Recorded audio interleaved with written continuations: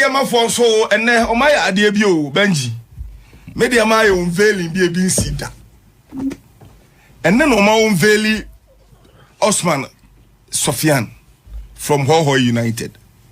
Now, if I say Asian Buani Hadi, a dear Medeama admin or the unveiling or change unveiling the level no cry. Top class. It is Asian ready. Now, okay, young Koshe. Hello. Hello, Alpha. Please, where do you speaking from? Nekasa Futapwa. Who said that have a cameraman for your ready to? Oh, come up, am I in Japan? With us a pa. Then you made it, our mammy. Anyway, the Miwa Mount say, if you all about Medeama, I bet you am about you. I be boa Medeama call Africa. And I about Ghana Premier League. Thank you very much. Medawase, say I'm on my platform. Hello, Takwa. My name is Safian Osman. I'm here to win. Never give up. Viewers, we are going to cut this here. Really, so you happy. I'm heavy. We're serious content. No, I know. Maybe say first, I Kotoko. David Dumne Ebu. Where's I put the Medeama? David, and you will be Like David Doye Bruce. David Norma, why PR system and abroad. We're different content. Your neighbor hold me or what that. In this whole rekindle, I didn't you. They know here or that. And then you be no Asantaya in what that. Say, a friend, Mapaji, players cool training. Now, we saw more question. ABO, like, your friends and number web pickers and number one. Those are things I was system with that. Even the European way, me who so be a bida. You cannot attribute it to Bia, but with you. I say, the Europe for no air, you know. So, what the Baha, you want to so walk with him because Ghana clubs will be a bida. But where the creativity na ye Juma. On copy will be a into wow baby be a loan or copy on night. I know. Opaji, share born iska. Sometimes say, intimate me one because say, numbers are has I know got to Konukutano. 1 month me you size numbers in you. Se Medeama guy we nya numbers na has ene Kotoko wona anka sikobe making no Medeama social media handles ne kwa no eno nkwa enough se be twa microphobia oh the communication department no wo mo wo ne nkwa mfantu wo ka ato internet e di ama wo mo because sa wo Kotoko ne has they have stories ye can say stories history past histories the whole season enti anba kwa me yapan se na me hwese has for 11 good years na has nye eyelege na samobodo tim de has je lake na has folk enti bi anye eye season documentary for that moment e shock me say season documentary because I was say you must every game bia obo bia no season nya starting kwa dia de koso dressing room o si ya odi bi ho no ma supporters they are not privy to they are koso dressing room ho professional wear si bi eduru na ye ka oh na no ya mbo na 70 lie de na ba ye no ne nkura ne de no enti so owo fie na so hu say ye tuchi documentary wo de hwe the way ya somebody code true edu e only place no mo code kwa pep wo che all or nothing Man City version a wo say pep o tete mo onu mo kasa rough o ba place na wo say masa baby edu no ya nkwe ni mu a ye ntumi nje eni je so ba no ma jomani the way I am related to more dressing room into oh yes videos when you no kabom cash cash kesia into season na be we na obi ani bibia ye no afa YouTube now we release episode upon episode because say me premiere into we oyini na o create suspense e de ma wo mo internet episode 1 e be 15 minutes now we release next week now we dey atom into season start no now we premiere ni nyina wie Emma would a amount for Matia da Faro, and Yano Mom, and say Timono, Asema back beam. Or quaya, even a friend say, a year or two by Fede. Yenana, or quite also taking decision, a pump coach. Mam and I'm cast na dear or Moka Legino. Megato say, Edu, a taking decision on a friend say, Obamion. Because all our coach Megajan say, Obamion is discipline. On to me more projects and best at me building. Nina recorded.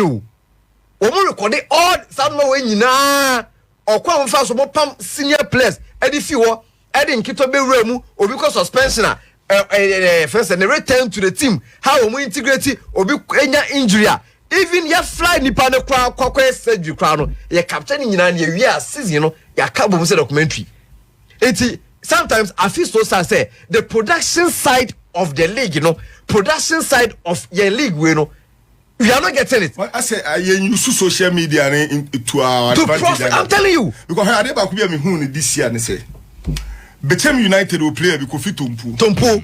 Na Obogane League ni bio but na e dini na manfo nim saba na say ya omo ye no.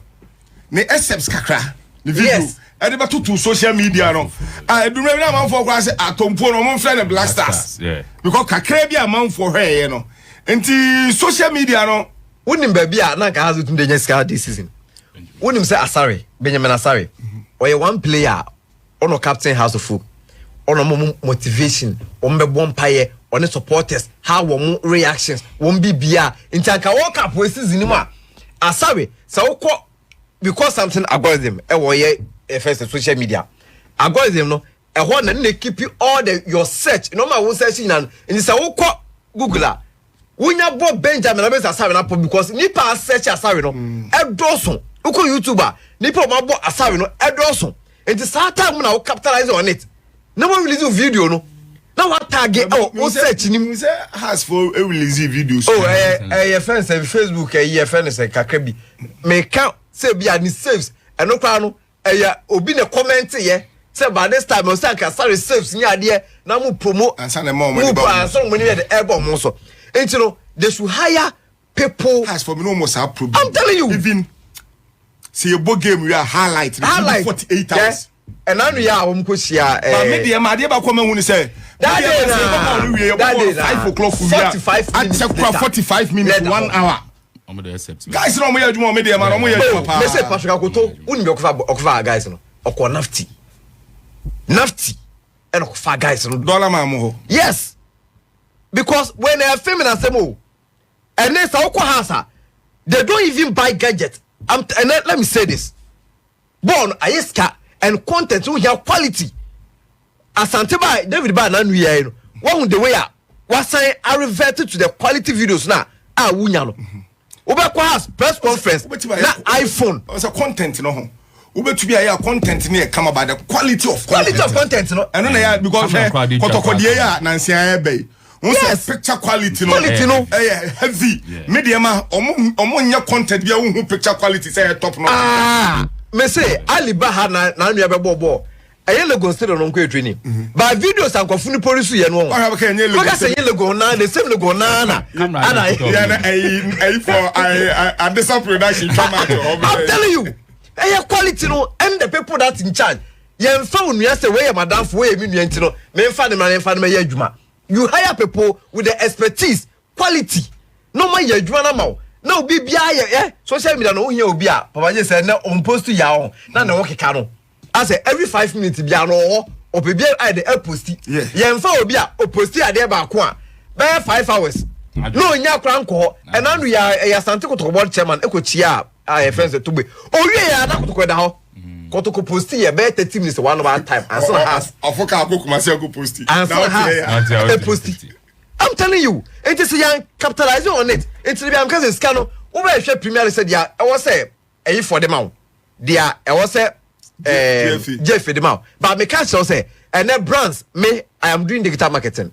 And many brands be here adwuma pa je say wo sell platform the mount say oh YouTube account we or mo pay as they are willing to pay sika omutua no traditional media. I'm telling you wunya sika omutua ma the influencers you $25,000 for a ad for influencer bako no I give $5,000 but all the traditional media own $5,000 for my traditional media bia for 1 month that but influencers no they will be willing to pay them because of numbers or more you have the numbers and then all companies they want to be associated with more numbers. And this how they win here. What him do social media and no edge sponsorship at the back because when them say oh me a company say House of Folk ya dia won komata no post here mo social media wo mo ye content na content no mo ye no mo di players na akra no content ma ye ma ye mention we ye product no ho a How supporters no ni beje ho akọ. Just imagine that say bia wise is here. Na Dr. Okutin the adonku or the adonku product ye next level. No or the akọ. Na SMO ekutem training grounds or me train no ma akofa. No mo dey content say dey would saka yi. Na wo mo dey aye. Na wo mo post the engagement numbers. Ebema brands no na say Dr. Thomas say naniaji because amount for supporters no agiatum. But the area say they be training my friends a video and they have a tour and a friends good morning. Or the mammy she be main control. Me person me control. We are said the Benji can say do stage be out to me bear 5 days. Now a whole hat to folk, a whole Kotoko. No moon post to here or more tweet or more X. Okay. 5 days so no one post to here. I mention the difference. Mention difference between Asante Kotoko. As Kotoko there, no me share has there. The last time 6 hours ago. I think check your hours and as a minute on post no. Because has the last time 32 minutes ago. Yeah, 32 minutes ago. How's the folk last post 6 hours ago? Kotoko there near Akwaba, David Obinyako. Welcome back to Asante Kotoko family. We are delighted to have you rejoin the club as the brand and partnership manager. And on my post. My mention idea. Okay. Endra Kotoko 368K on Facebook. On Facebook. One more 360. When you say House of Folk, more numbers. House of Folk 550 something. Don't let anybody deceive you. And you no more followers. I want to share engagement. I will video asset. It's your content now. It's your content. Anyhow, I active account in here. I'm checking media. Endra the whole day. House of Folk. And then the whole day post only one post. And then the whole day no. One post which is 6 hours ago. Andra, when we posted one post per almost say mission completed.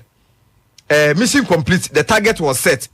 And when one of the boys smashed it, the celebration said it all. We'll be out on a friends a social media no.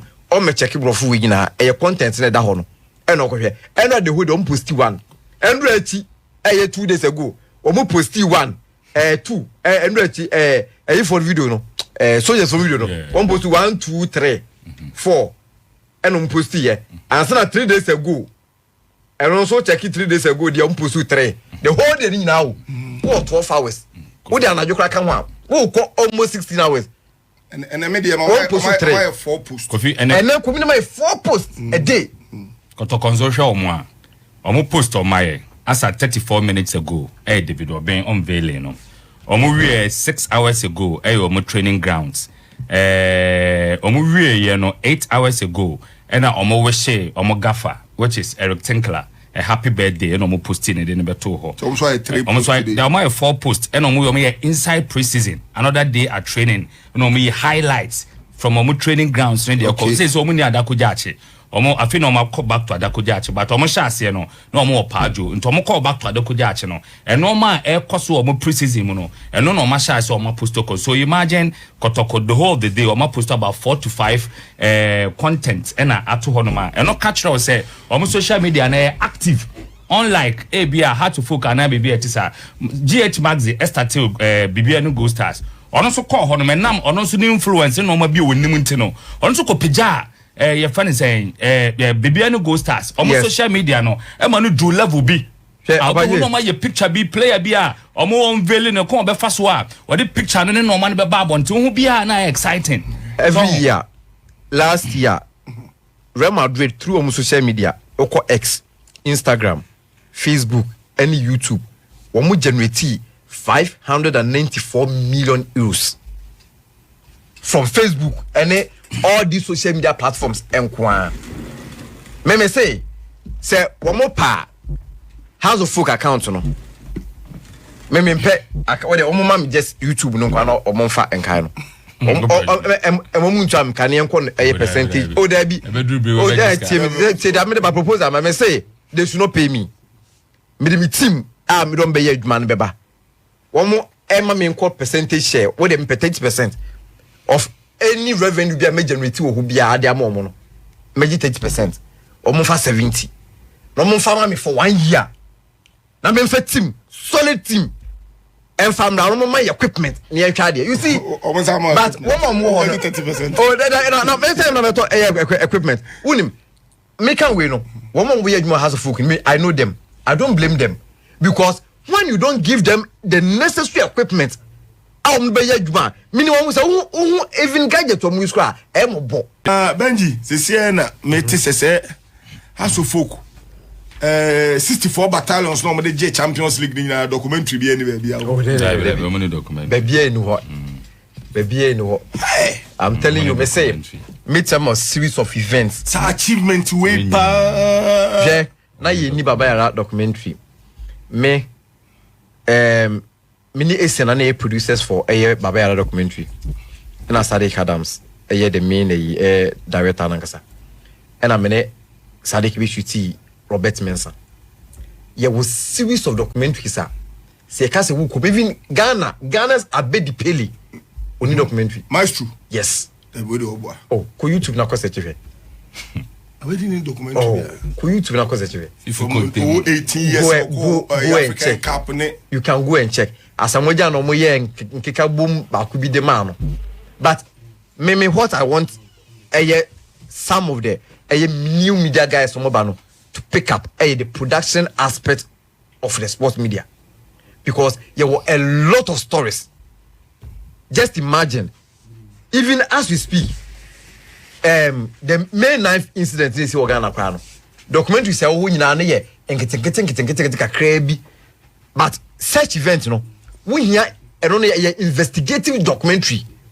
You will investigate. When say as we speak today, people don't want to accept say we mun this have for so ne ba ye. We mun na na e police for no to we no. Until you will investigate certain incidents. Now what can nyina bom as one documentary. About nipa betina ho ahwe sa documentary no. Cash baby. Cash baby. 64 battalions has our mo conquer Africa, Champions League, Super League. So we your mo documentary, we na atiase from Amankwa Mekumo, Taylor mo bebre. And for the fearsome 5.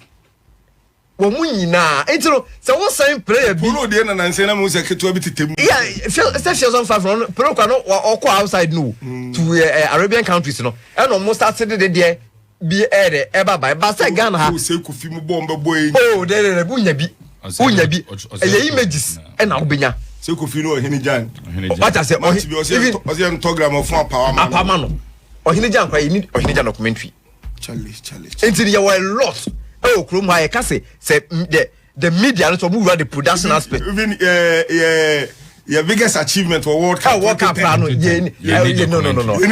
yeah, World Cup, me say, on the either say contract today, me say, sporty gear with an equiamo, omina Samojan, try some more at Sanse IB, and there, but the documentary, yes, Robert Mensah documentary, it take in 2 months. I said it's me produced Robert Mensah there because sometimes timing nipa na problem no wouldn't say my mena ye de impentwane war Robert Mensah ye more ne sport one na my mena tiase ye come my mini fee why you ona sata obeye 83 years old almost 90s but one ye kasa ye e ko kire baby o mo de ida ne war no bi okoto ye de ba ono kwa ne kire mu ma ye tiase no ma bebiri ana asama kokra kan na no kra bi anim wouldn't say nye set marginal hospital my light out and get no one can Robert Mensah because of my main operation na yi implementation ye mo dum light no genset you know there were a lot of stories as I also what na say we documentary about Ghana football your league you know a bit like any better than just blink of an eye but what it takes to do no they are not doing that because yes your history power of course Ghana football history of course a rich history yes and your individuals be an your document wasn't for you I say who mo da mo kra say no lie say obi and Gen Z zabe say go fit na mo o ko stadium kra no oduru gate obi e obi anim no because you need the documentary bia obi anim no me say na even chancellor mo ta mo bo no Oko stadium ne obi anfiu ye be block you ye ma unko I'm telling you you can some pack na baby na I'm what I say what to be say Kotoko ne has place on sign omo no one say Oko Madrid near there now omo sign wa ye do kura trophy room ya kwache club na achievement old place ene opa kwa house security sia dem do omo we ye say o 64 battalions o ma conquer Africa ye need a single image pictures keke of any of the player I what club no secretariat even reception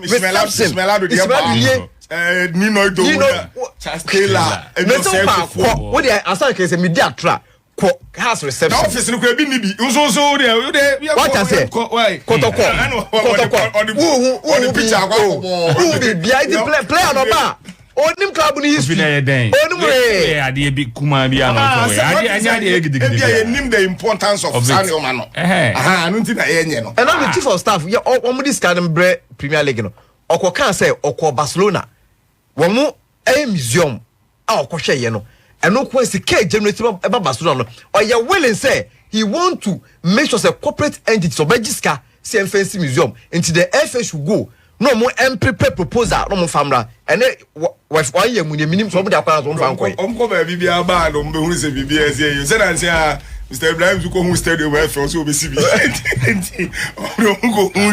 Professor Chumezanga said what for call what for as Southampton I said pitches no on Ghana the NFL